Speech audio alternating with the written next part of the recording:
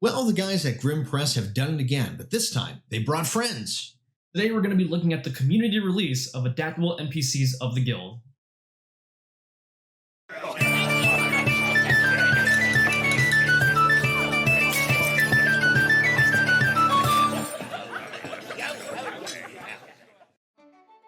Welcome to the Homebrew Crew. I'm Tony, this is Sean, and today we are going over Adaptable NPCs of the Guild by Grim Press. Now, I know what you're thinking. Isn't this like the third time that Homebrew Crew has reviewed Adaptable NPCs? Well, we review it for a third time for good reason. Not only is it a great release, but a lot of authors from the DMsGuild have actually contributed to this and have tossed in a couple of NPCs to add to your adventure. Yeah, every time we have a community release where everybody's kind of pitching in with it, it always turns out to be something fantastic. And this is exactly like that. You get all of these NPCs, you get a 12-page adventure, they have tokens in there for you, there's a couple items. It's a really well-made thing. Yes, and now if you're not familiar with Adaptable NPCs, essentially the way it works is that you're going to get a bunch of different NPCs at varying different CRs, but they're all going to have nicely well-themed and a lot of great features that you can actually add to your campaign, either as allies or as bosses. Yeah, you can make the big bad out of them, You could, yeah. It's a really cool thing. So, without further ado, we'd like to get into three of these. Some of them are our favorites, and the first one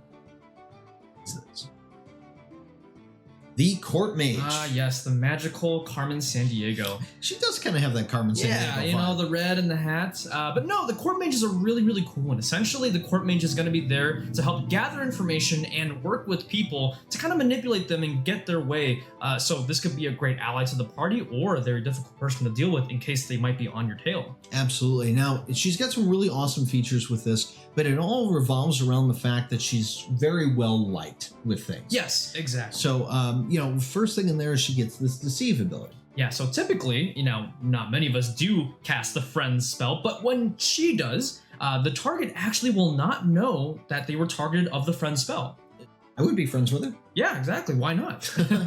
But she does get a couple other little things with this too. Master of the Court allows her to have that advantage on the history checks and all those anything that's related to the Royal Court. And of course, with the spell casting here, a lot of great spells, a lot of very technical, supportive, and social interaction spells. You know, we get things like Charm Person, Command, Arcane Lock, Detect Thoughts, Dispel Magic. So lots of different ways that you can kind of deal with those social interactions. Fireball. Yes, sometimes Fireball is a great way to deal with a social interaction. It definitely is. Sometimes it's the only solution. You know, it really is. But there are some really awesome things she gets too. Her charming presence is very useful in certain situations. It's really nice once per day, kind of this large radius charm spell.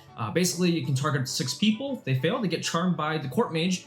They're useful in combat or, of course, in social interaction as well. Right, and she comes with accessories. Of course. So, no Court Mage is complete without the shawl. Now, this is a very cool item. Essentially, if you decide to attune to this, any 3rd level or lower spell, now you can cast it without verbal or somatic components. Right, so you kind of have this, you know, you're well-liked. Yeah. You know, people like you, they can see that you're trustworthy, whatever. They don't expect you to be able to cast a 3rd level spell just by twiddling your fingers or anything like that. It is verbal and somatic, you don't even need to do that. Yeah. Exactly. So just, okay. So if it's a material on the thing, all you have to do is be holding whatever the material is. And then all of a sudden, boom, yes, there it goes. Very, very cool item. It kind of lets you do this very sneaky, stealthy kind of spell casting. And very, very cool. Again, big fan of the Court Mage. Hopefully you decide to use it in your campaign. All right, now we've got 2 more we want to definitely take a look at here. This next one goes great with a bag of chips and a pickle. That is the Sun Witch. See what I did there? Oh, yes, of course, of course. Now, the Sun Witch is a very cool one. Basically, you know, when we kind of typically think of witches in D&D, we always kind of associate them with very typical dark magic, brewing potions, things like that. But the Sun Witch is a little different. They're going to take the idea of a witch and kind of turn it 180. The Sun Witch actually uses a lot of radiant and light magic to conjure up their spells. So instead of darkness and potions, she's sunlight and sun tea. Yeah, basically. Yeah. But yeah, very, very cool idea. They do have a lot of lore about how the Sun Witch, you know, casts their spells, how they kind of operate in the everyday world. But let's get into the features.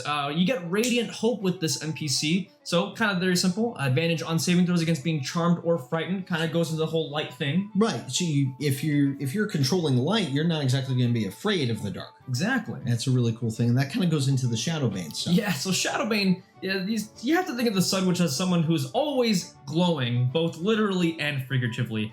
So essentially, anyone that's within 10 feet of the Sun Witch has that kind of, thing where if you have the sunlight sensitivity or light sensitivity, you have disadvantage on attack rolls within that bright kind of presence that the Sun Witch is giving off. That's kind of a weird thing, though. You don't necessarily want to party a drow with that. No, it would be quite unfortunate. It'd be a little hard to work with her. Yeah. Oh, God.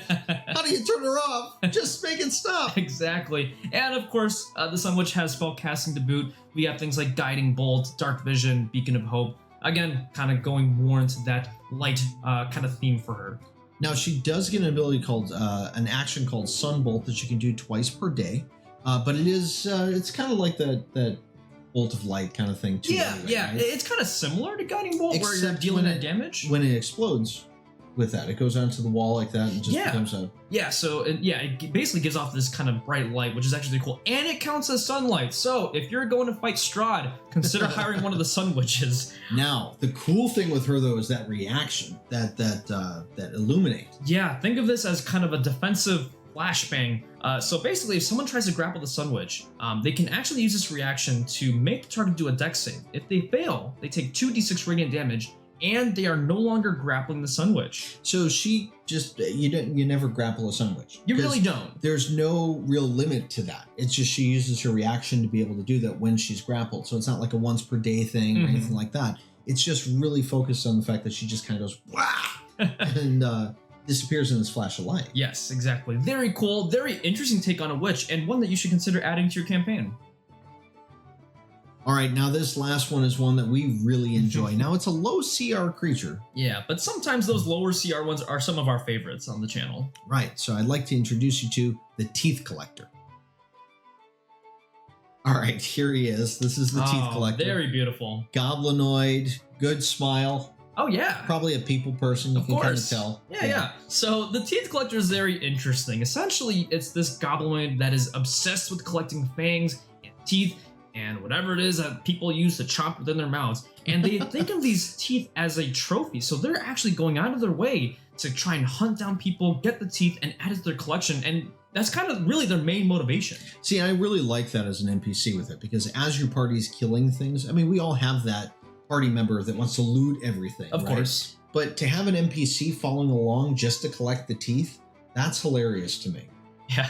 I love that idea. Yeah, very interesting, maybe a little creepy, but regardless if you decide to add the Teeth Collector as an ally or an enemy, he's chock full of really awesome abilities. Now, I love it when we deal with kind of difficult terrain things, and the Bag of Teeth, which is a 3 per day feature, basically allows them to throw these caltrip of teeth on the floor, and it acts as difficult terrain, and it deals some piercing damage if someone walks over it. See, it's really cool. So it's kind of like the thorns. Yeah, exactly. But, it's neat that he can actually do that multiple times. Right. So you can have a spot over here, over here, over here. It's not a concentration rate. Right, exactly. And since it's a goblin, it does have nimble escape as per usual. But the next two features are pretty basic, but again, very interesting, kind of adds to that flavor.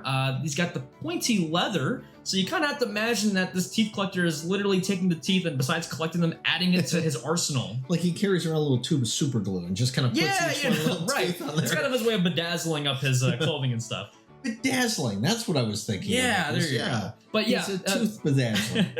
Pointy leather is interesting. Basically, whenever somebody tries to grapple the Teeth Collector, they're actually going to take some piercing damage for every turn that they're grappling on. So they're discouraged to grab onto the Teeth Collector as well. That's interesting. So there's a lot of grappling stuff in this. Yeah. But it's weird that we picked those two, but we like that feature with it.